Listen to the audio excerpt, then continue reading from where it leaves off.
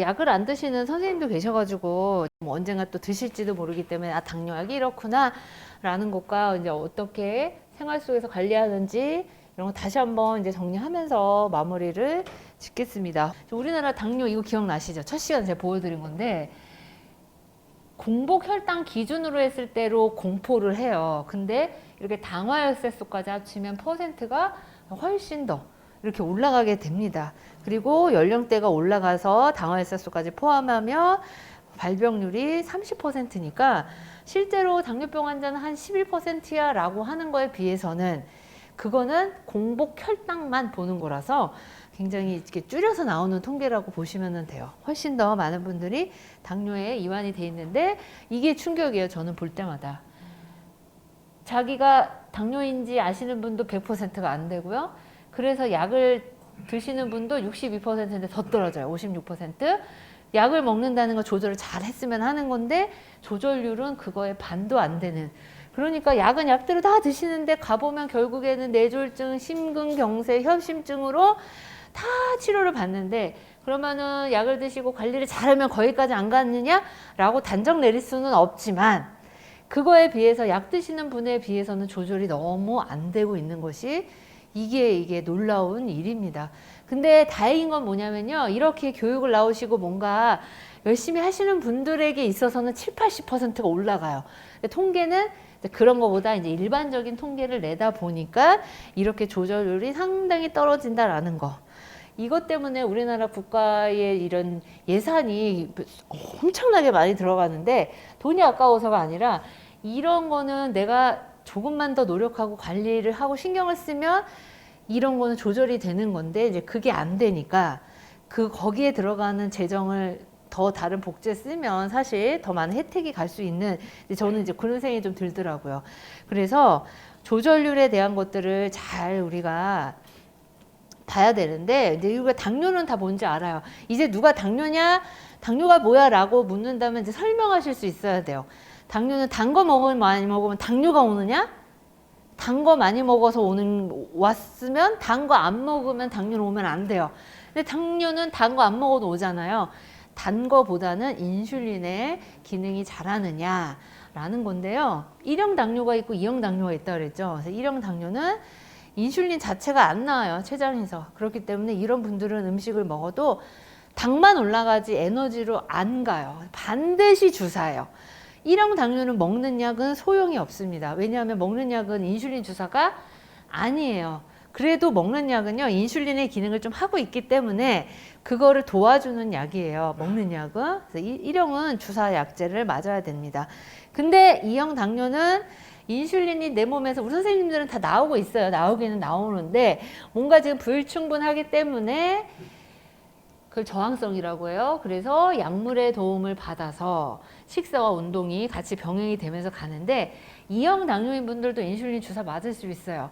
그러면 우리 선생님들 지금 약을 드시는데 약 드시다가 의사 선생님이 이제 주사 맞읍시다 이러면 이야 나 이제 당뇨 때문에 죽는구나 갈 때까지 가는구나는 그렇게 절망적으로 보시진 않으셔도 돼요. 약에 따라서 약과 주사가 병행이 됐을 때 훨씬 더 시너지가 나는 부분들이 있기 때문에 물론 일단 먹는 약으로 잘 조절되면 인슐린 주사에 대한 고려는 안 하겠지만 주사가 넘어간다고 해서 와 큰일 났다는 아니다라는 거 다시 한번 말씀을 드리면서요. 정상 기준으로 가지 않더라도 약을 드시면서 식전이 떨어질 땐 80, 올랐을 땐 130에서 왔다 갔다 하면 무시무시한 합병증은 덜 걱정하셔도 되고요. 식후 2시간은 180 아래. 160, 170, 160까지 떨어지면 이런 미세혈관 합병증의 예방도 훨씬 더 올라가요. 당화혈색소, 평균적으로 2, 3개월에 혈당 변화를 보는 당화혈색소가 우리 선생님은 젊으시니까 더 6.5 아래로 가시면 좋고요. 우리 선생님도 젊어요. 젊으시니까 6.5 아래로.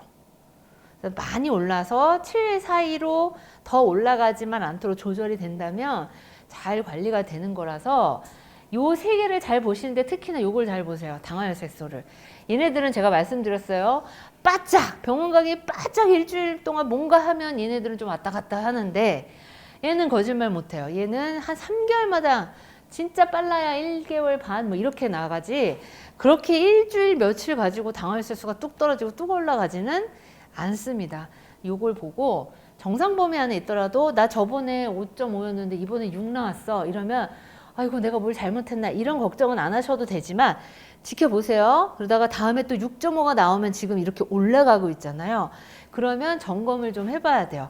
그러니까 여기 한 0.5 안에서 왔다 갔다는 할 수가 있는데 그 추세가 계속 계단 타고 올라가고 있다면 아 내가 지금 음식이나 운동이나 약물에 있어서 제대로 잘 하고 있나 봐야 되고요. 우리 선생님 같이 지금 당뇨가 없으신 분들은 이거 기준에 맞추면 이건 당뇨고요. 공복은 100 아래, 식후는 2시간은 140 아래, 우리 선생님은 당화혈색소는 5.7% 아래 6으로 넘어가면 안 돼요. 그래야 나는 아 당으로부터 안전하다. 그러니까 우리 선생님 남편분은 요 안에 들어가는지를 꼭 보시는데 당뇨가 오래됐고 다른 기저질환도 있고 그러면 꼭 요 안에 못 들어갈 수도 있어요. 그러면 문제가 있는 건 아니다. 주치 선생님하고 잘 상의가 돼가면서 그 목표를 잡아서 가시는 것이 제일 중요하다라는 말씀을 드립니다. 잠꼬대로 나와야 돼요. 공복 혈당? 130 이렇게. 혈당 체크하신 다음에 내가 그거 판별하시면 돼요. 맨날 전화하고 병원에 이럴 필요도 없이. 그래서 나중에 진료를 받으시거나 병원에 입원하셨을 때도 혈당 수치만 물어보시면 되겠죠. 저 괜찮아요? 이럴 필요도 없어요. 몇이에요? 그랬더니 네 120이에요 공복. 그러면 본인이 아 괜찮구나 이렇게 판별을 하시면 됩니다. 그러기 위해서 이거 하시는 거예요. 약물 관리, 식사 관리, 운동 관리해서 우리가 4주 동안 2시간씩 빡빡하게 왔어요. 뭐 하나 메인이 없어요. 많은 분들이 얘가 되게 중요하다 혹은 먹는 게 되게 중요하다 얘가 제일 중요해 얘를 잘해야 돼 라고 하지만 어느 거 하나에 쏠리기 시작하면 2개는 탈락이 돼 있어요. 그것도 탈락이 돼 있고 그래서 이 3개가 맞물려서 가야 되는데 이게 잘 관리가 되면 얘는 부담이 줄어듭니다. 식사와 운동이 잘 가게 되면 약물의 의존도는 아무래도 좋아질 수밖에 없다. 그리고 이런 거 주의하셔야 돼요. 이거 먹었더니 혈당 떨어졌더라. 이거는 막 물론 음식 중에 그런 게 있긴 있어요. 그렇죠. 대체로 혈당이 올라가는 음식이 있고 조절이 되는 음식이 있지만 그거 먹으면 떨어지니까 그것만 먹어. 그래서 한때 붐을 일으켰던 게 돼지 감자, 여주 뭐 이런 건데 그게 나쁘다는 건 아니지만 그것만 먹는다고 혈당이 떨어지느냐는 그거는 또 그거다라고 말할 수는 없어요. 그러니까 뭐에 하나에 꽂혀서 그것만 하시는 것만큼 위험한 게 없다. 이런 말씀을 드리고요. 운동도 매일매일 병행이 돼야 돼요. 공복 운동 그리고 뭐 3시 운동 이런 것들은 아주 바람직하지 않아요. 이왕이면 식사하고 1시간째 비가 오거나 눈이 오거나 추워 너무 더워 이러면 굳이 안 나가셔도 되고요. 우리 막 웃음하시면서 근육 쓰는 거 했잖아요. 근육을 쓰셔서 심박동이 올라가야 돼요. 그래서 항상 우리 선생님들은 이렇게 맥박을 재서요. 1분에 맥박이 100에서 110 사이 정말 많이 올라가면 120 사이 정도만 왔다 갔다 해야지 막 운동했는데 내 맥박이 140이 넘었다 그러면 하다가 뭐 어떻게 되실지 몰라요. 너무 과하고요. 근데 운동을 했는데도 내 맥박이 80이야 이거는 강도가 너무 낮아요. 강도는 조금 있어야 돼요. 선생님 중강도에서 중강도 넘어가는 그 강도를 뭘로 아냐면 아 무거운 역도니까 고강도고 아 이건 되게 가벼우니까 저강도가 아니라 맥박으로 봐야 돼요. 맥박으로 이 운동을 했을 때 내 맥박이 100에서 110 전후로 왔다 갔다 하면은 강도 좀 있는 거 100은 넘기셔야 된다라는 이제 말씀을 드리고요. 이제 약물 관리를 그래서 보겠습니다. 약물 관리는 이게 이제 당뇨병 약제들인데 되게 그림은 귀엽지만 복잡스러워요. 뭐냐면요. 먹는 약은요. 내 몸에 있는 인슐린의 기능을 잘 도와주는 약인데 첫 번째 나와 있는 여기 있죠. 알파 글루코시다제 억제제라고 하는 거는 이제 어떤 계열을 말하는 거예요. 이 계열 안에 이제 수십 가지의 약 이름들이 막 나와요.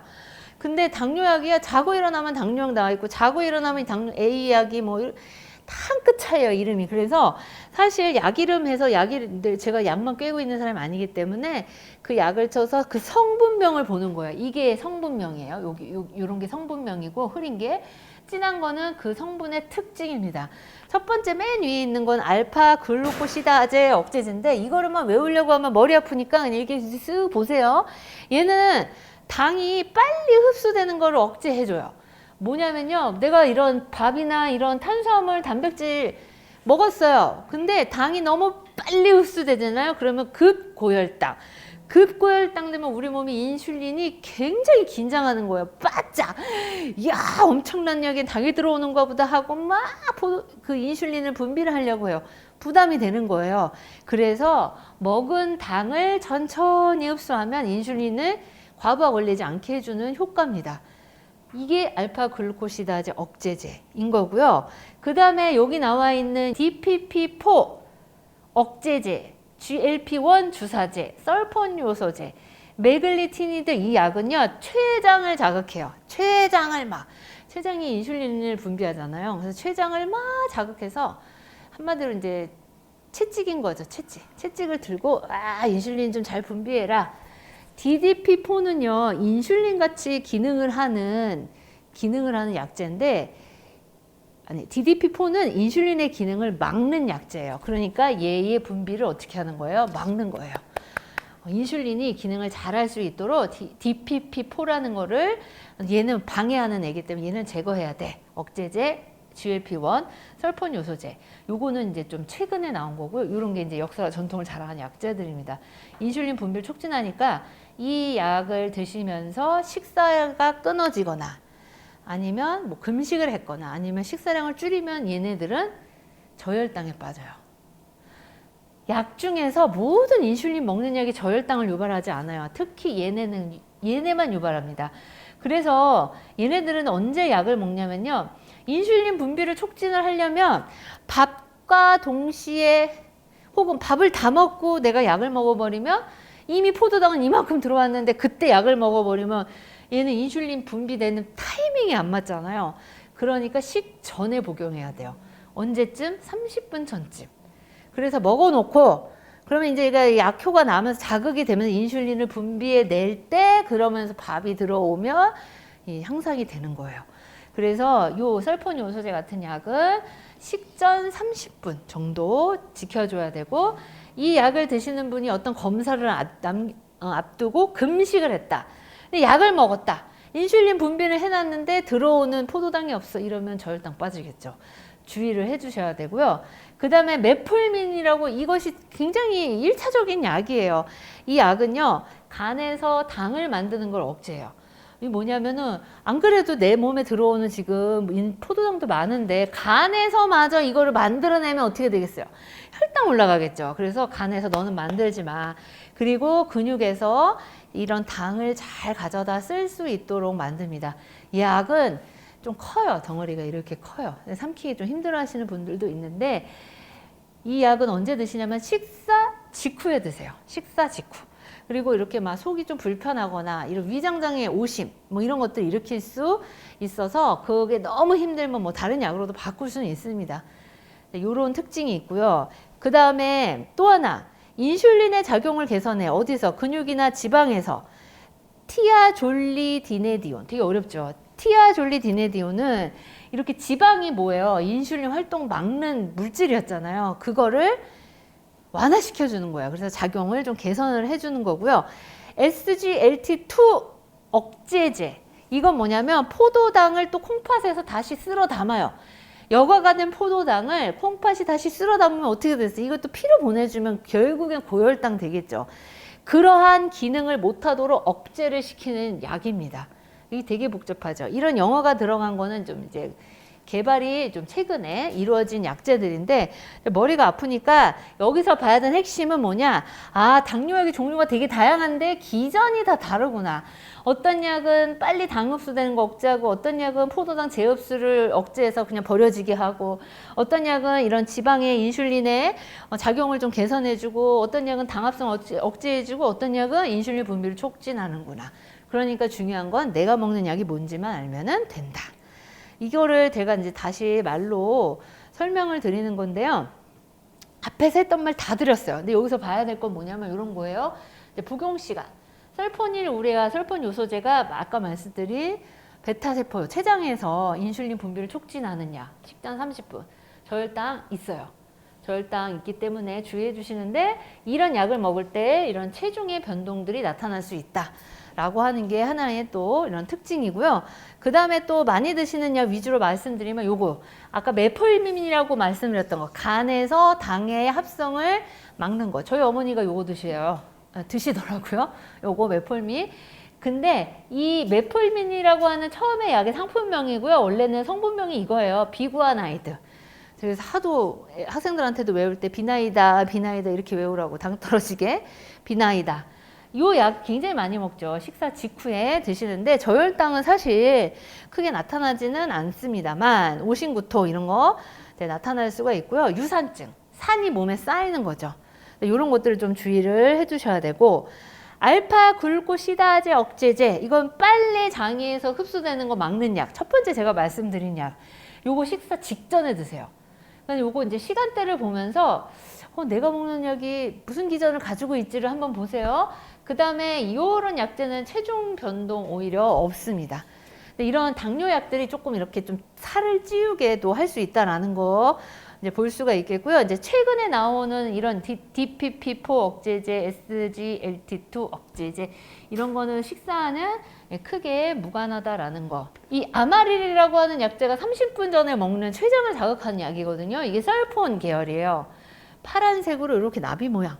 제가 임상이 예전에 신규 때, 그러니까 한 20년 전에도 이 약 되게 드셨거든요. 근데 지금까지 드시는 약제들.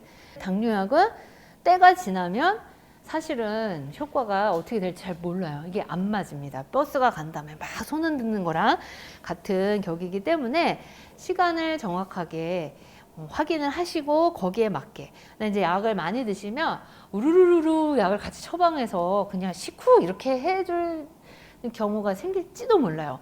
그러니까 당뇨약만큼은 잘 보셨다가 그때 드시도록 해주시는 것이 필요하고요. 그 외에도 혈당을 올리고 혈당을 떨어뜨리는 약제들이 있어요. 혹시 호르몬제, 스테로이드 제제 이런 거 드시거나 경구용 피임제나 그 다음에 이뇨제 같은 경우, 그리고 갑상선 호르몬약, 설탕이 들어있는 물약은 혈당을 좀 올리고요. 알코올이나 항생제나 혈압약이나 아스피린 같은 해열제는 또 저혈당을 유발할 수가 있어서, 내가 당은 아니지만 이렇게 컨디션에 따라서 약을 드실 때 이렇게 갑상선 호르몬제 드시는 분이 혈당이 올라갈 수가 있어요. 근데 이거는 누구 때문이에요? 내가 당뇨가 온 게 아니라 이 약 때문이기 때문에 이 약에 대한 것들이 조절이 되거나 완화가 되면 그런 거는 사라지게 될 건데, 당뇨도 있는데 갑상선도 있어서 이게 약을 드시고 계시면 혈당 변화를 잘 보셔야겠죠. 당뇨약을 먹고 있는데 또 호르몬제도 먹고 있으면 열심히 뭔가를 잘 하셔도 생각만큼 혈당이 안 떨어질 수도 있겠다. 그러니까 스트레스 받지 마시고 본연의 치료에 집중하시다 보면 당 조절은 자연스럽게 갈 수가 있고요. 자, 약제들 이게 동전을 비교해 놓은 건데 요거 크죠? 다이아미네스. 당뇨가 글루코파지. 근데 옆으로 기다란 것도 있어요. 이렇게 아마릴 같은 거. 얘네가 셀폰 요새제여서 30분 전에 췌장을 자극해서 뿜어낸 약, 여기 아주 옛날부터 유명해요. 리본 모양. 용량에 따라 이제 이런 색도 있고 1mm는 이렇게 핑크빛으로 나오는데요. 대체로 당뇨약이 작은 것도 있지만 또 큰 것도 있고, 요거는 그냥 참고로 보라고 이제 말씀을 드립니다. 되게 신기한 것 같아요. 약은 항상 그냥 딱 보면 아무것도 아닌 하얀 것 같은데 얘가 사람을 살리기도 하고 죽이기도 하는 아주 무서운 존재입니다. 이게 먹는 약인데요. 1형 당뇨, 이거는 인슐린이 필요하고요. 혹시 임신성 당뇨가 있다.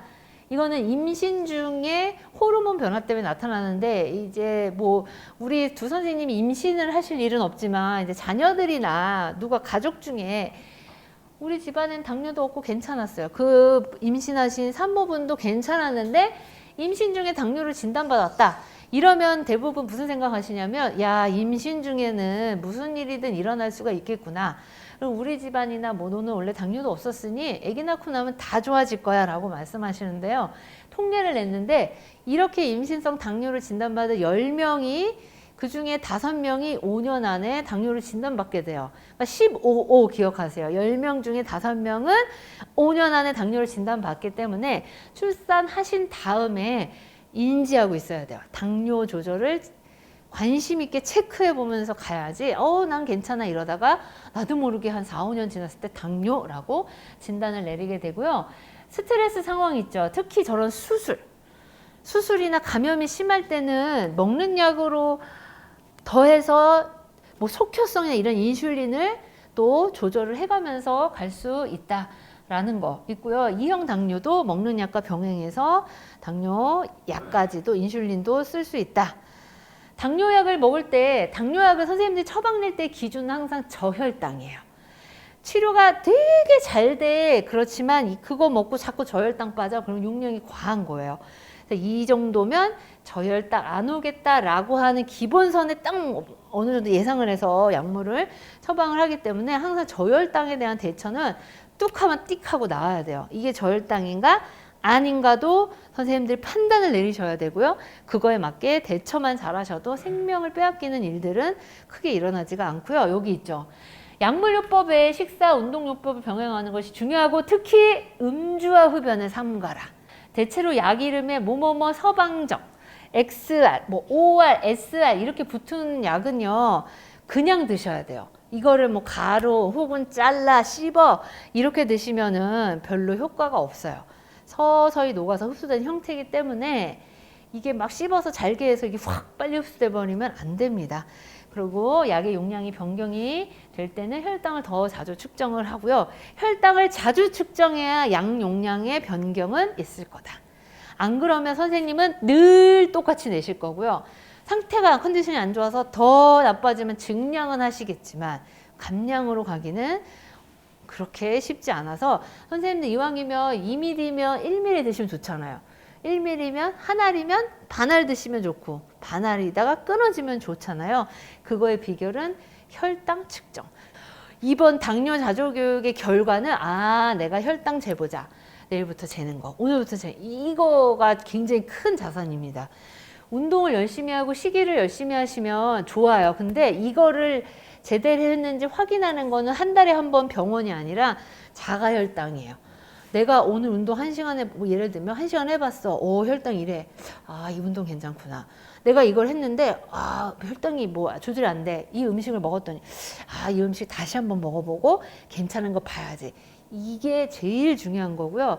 내가 처방권이 없으니까 그 데이터를 한 달, 두 달에 한 번씩 선생님 보여주는 거예요. 그리고 괜찮네요. 뭐 어쩌겠어요. 이러고 그냥 약 처방을 받아오는 이러한 시스템으로 가는 것이 굉장히 중요합니다. 그래서 오늘 숙제는 정확하게 약 이름을 기억을 하셔서 선생님들은 지금 스마트 하셔요. 굉장히 똑똑하시니까 검색만 하셔도 무슨 계열이구나 나오게 됩니다.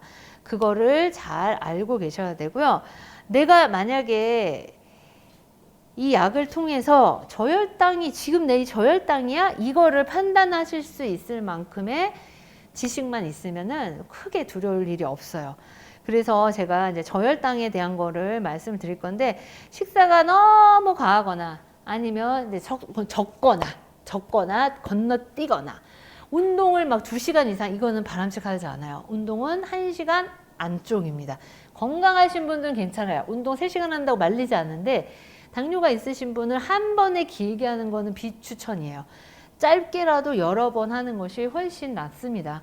운동이 너무 과했거나 아니면 인슐린이나 경구 혈당 강화제 용량을 제대로 못 드시고요. 특히 이렇게 주사 맞을 때는 35단위, 25단위 숫자가 비슷하니까 눈이 침침하시니까 착각하는 경우도 많고요. 먹는 약도요. 하나 드셔야 되는데 나도 모르게 2개 드시는 경우가 있을까 싶지만 이상한 일이 일어나요. 그런 것들을 주의를 해서 가야 되는데 저혈당 대처법 어떻게 하신다고요? 저혈당은 수치가 몇이었죠? 저혈당의 수치는 80. 네, 한 달 더 하셔야 될 것 같아요. 자, 그 다음에 조금 내리세요. 70. 70 정도인데 증상이 안 나타날 수 있어요. 50에서 70 사이는요, 안 나타나시는 분도 의외로 있어요. 그런데 증상이 뭐가 있었어요? 배고픈 증상이 과한 거 생각하시면 돼요. 예민하고 떨리고 막 식은땀 쫙 나고 막 이렇게 떨리고 불안정해지고 눈도 어리더릿하고 머리도 아프고 기운이 상당히 없어요. 이랬을 때 내가 의식이 있다면 지방 드시면 안 돼요. 지방은 당분을 거의 안 올려요. 단백질은 50%밖에 안 올려서 늦어요. 순수한 당질 10g, 15g 이게 이거예요. 요구르트. 콜라 될까 안 될까요? 콜라. 콜라. 콜라. 아, 콜라 돼요. 가스가 있어서 그렇지. 콜라는 설탕물이에요. 콜라도 당이 쫙 올라가는데 제로 콜라 될까요, 안 될까요? 그건 안 돼요. 제로 콜라가 아니라 그냥 콜라. 근데 콜라를 권하지는 않아요. 부글부글 하니까. 뭐냐? 주스가 제일 빠르고요, 흡수가. 설탕이나 꿀 한 숟가락. 당뇨가 있으신 분들, 꿀은 칼로리가 없을지 몰라도 당질은 많아요. 그러니 지금 우리가 칼로리로 사는 게 아니거든요. 당질을 보셔야 돼요. 그래서 꿀, 요구르트나 사탕은 하나는 적고요. 3개에서 5개. 휴대하기 제일 쉬운 거는 솔직히 사탕. 그리고 지금도 주머니, 백이죠. 가방 이런 데 꼭 사탕이 준비가 되어져 있어서 입이 심심해서 드시는 게 아니라 저혈당에 대처해서 드실 수가 있어야 되는데 의식이 없다. 선생님들 같이 계시다가 나 이 사람 당뇨고 아는데 의식이 없이 쓰러져. 절대로 입으로 주시면 안 되고 그냥 무조건 병원으로 가주셔야 합니다. 저혈당은 이렇게 대처하는데 한 번 하고 15분 기다려서 증상을 보거나 검사해보고 완화가 안 되면 한 번까지만 더 해야지 에이 나 슈퍼 가서 큰 주스 딱 사다 놓고 네가 이기냐 내가 이기냐 막 드셨다가는 고혈당으로 인슐린 주사를 맞아야지 또 혈당이 떨어지게 되니까 그것만 주의하셔야 돼요. 2번인 거고요. 이제 마무리로 아픈 날은 혈당이 아픈 거 자체가 스트레스거든요. 혈당이 오를 수도 있고 오히려 또 떨어질 수도 있어요. 아파서 못 드시면. 그래서 아픈 날은 더 자주 4시간마다 4시간마다 적어도 재셔서 혈당 변화를 확인해 주셔야 되고요. 만약에 공복 혈당이 내가 아픈데 240이 넘었다 이러면 휴식. 혈당 높으니까 운동하러 가자 이러면 안 돼요. 왜냐? 혈당만 높지 에너지가 없는데 운동을 해버리면 에너지 딸리니까 무슨 일이 일어나겠어요? 그렇죠. 쇼크도 올 수도 있고 혈당 더 오를 수도 있어요. 큰일 납니다. 지방이 막 또 에너지 가져다 쓰고 케톤 쌓이고 막 이럴 수도 있기 때문에 240, 250이 넘어가는 날은 운동하는 게 아니라 조금 쉬셔야 되고요. 이때 고혈당이잖아요. 혈당이 지금 당이 막 쌓이고 있기 때문에 피는 끈덕해요. 그러면 탈수 올 수 있기 때문에 물을 자주자주 마셔서 탈수를 예방을 해주시는 것이 필요합니다. 몸이 아프고 6시간 이상 아무것도 못 먹는다. 병원 가야 돼요. 8시간 이상 심한 설사가 지속되거나 4시간 이상 구토한다. 선생님들 그러면 병원으로 가셔야 되고요. 열이 8도 3 이상으로 난다. 38도 3 이래도 병원으로 가셔야 되고요. 저혈당 대처를 했는데 여전히 70 아래다. 이래도 의식이 있다면 2번까지만 하라고 했지만 병원으로 가셔야 되고요. 기본적으로 혈당이 300 이상이다. 그럼 병원에 꼭 전화하셔야 돼요. 집에서 가만히 계시면 안 돼요. 치료받는 병원에 전화하셔서 제가 2차에서 지금 혈당을 재고 있는데 계속 300인데 어떻게 하면 좋을까요? 그러면 뭐라고 말씀을 해주실 겁니다. 괜찮아요. 이럴 분은 없을 거예요. 거의. 그거에 따라서 맞게 해주시면 되고요. 여행, 지금은 이제 코로나 때문에 여행이 조금 주춤하지만 이것이 완화가 되고 여행을 가신다면 한 달 전에는 그래도 상의를 좀 하세요. 선생님한테 허락을 받아라가 아니라 이런 상태에서 이렇게 좀 장시간 하루로 뭐 잠깐 갔다 오는 건 괜찮은데 비행기를 타거나 오랜 시간 좀 여행을 하게 된다면 특히 해외죠. 그리고 해외에 갈 때는 진단서도 구비해 가시면 도움이 될 수도 있어요. 그거는 상황에 맞게 하시면 되고요. 나는 당뇨 환자입니다 라고 하는 인식표나 어떤 뭐 스티커 같은 거 그리고 혈당 측정기, 저혈당 예방하는 간식 이거 반드시 지참을 꼭 하고 다녀서 뭐 어디든 병원은 있어요. 우리나라도 내가 다니는 병원은 아니지만 무인도로 여행 가시는 게 아니기 때문에 병원이 있어서 그냥 가까운 병원을 방문을 해주시면 좋습니다. 제가 마지막으로 이제 뇌졸중 하나 말씀드릴 건데요. 혈액순환이 잘 안 되면서 뇌혈관이 잘 막히죠. 이러면 결국에는 경색이 오거나 터지는 출혈이 오는데 뇌졸중 얘는 이러한 증상을 내보내요. 조용히 갑자기 빡 쓰러지기도 하지만 전조 증상이라는 게 따라와요. 첫 번째로 뭐냐? 술 취하신 게 아니라요. 지금 한쪽 눈에 시야가 손상이 됐어요. 이게 뭐냐면 이 뇌의 어딘가 부분에 손상이 오게 되면 시력 변화가 좀 나타날 건데 잘 보이던 사물이 두어 개로 보인다거나 한쪽이 이렇게 시야가 차단이 되는 경우 이러면 요거는 일시적이진 않아요. 이건 뭔가 지금 뇌졸중의 사인, 그러니까 눈이죠. 2번째로는 여기 남자분이 반신마비라고 했는데 상체 이렇게 반으로 나눠서 상체 하체 반신이 아니라 이렇게 반이에요. 이렇게 좌측 팔다리 같이 가고 우측 팔다리 같이 가는데 힘이 한쪽이 빠지거나 마비가 옵니다. 그럼 이렇게 멀쩡하게 서 있던 제가 이렇게 쓰러졌으면 어디 마비일까요? 오른쪽 마비일까요? 왼쪽 마비일까요? 왼쪽으로 쓰러졌어요, 제가. 네, 여기가 힘이 있는 쪽은 안 넘어져요. 힘이 빠지니까 넘어지는 거예요. 이 왼쪽 마비. 그러면 뇌 손상은 어디냐면 뇌는 여기 이렇게 신경이 꺾어지니까 오른쪽 뇌일 경우가 많아요. 오른쪽 뇌의 어떤 부분 손상이 오면 신경이 꺾이면서 왼쪽에 마비가 오면서 멀쩡하게 서 있던 사람이 이렇게 쓰러져요. 문제 있는 쪽으로. 그 다음에 여기 여자분 있죠. 어지러워요. 어떻게 어지럽냐면 그냥 이게 아니에요. 나를 중심으로 막 이렇게 세상이 도는 것 같이 어지러워서 막 토도 나오고 가만히 있지 못해 쓰러질 정도. 그 다음에 머리가 깨질 듯이 아픈데 망치로 누가 내 머리를 그냥 팍 친 것처럼 빠작하는 두통이 일어나요. 그리고 여기 5번째 분은 뭐라고 말을 빨리 이러잖아요.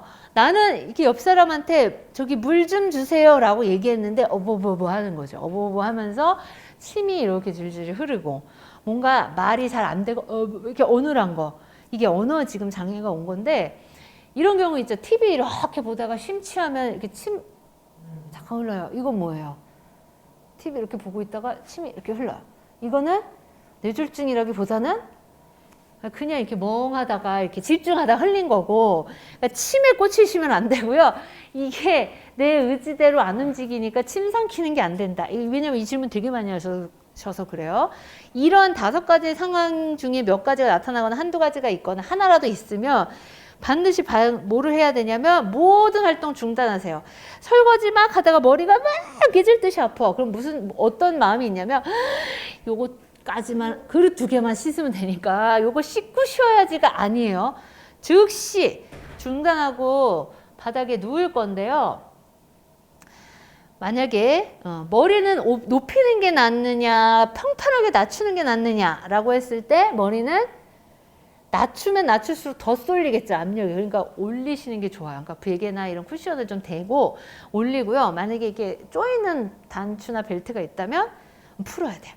풀은 다음에 이렇게 뇌압이 올라갈 때는 구토가 우악 순식간에 이렇게 팍 분출하는 구토가 나올 수 있어요. 그런 걸 예비하기 위해서는 고개를 돌리면 기도는 유지되지만 분비물은 이렇게 튀어나가더라도 흘러요. 고개를 하늘로 이렇게 보면은 구토물이 다시 기도로 넘어가면 또 흡인성 폐렴으로 가는데 돌려주시면 흐르고 기도는 유지됩니다. 그러면서 어디다 연락하셔야 돼요? 어디? 119, 911이에요, 119예요. 911 전화하셔가지고 연결 안 되신 분도 계셨어요. 진짜로 이 연락이 안 될 때 봤더니 911, 911, 911. 그리고 당황하면 누구 찾냐면 가족 찾아요. 희한해요. 그냥 가족 찾는데 무조건 119. 우리나라 119가 너무 좋은 게 전화 끊지 않아요. 다 알려줘요.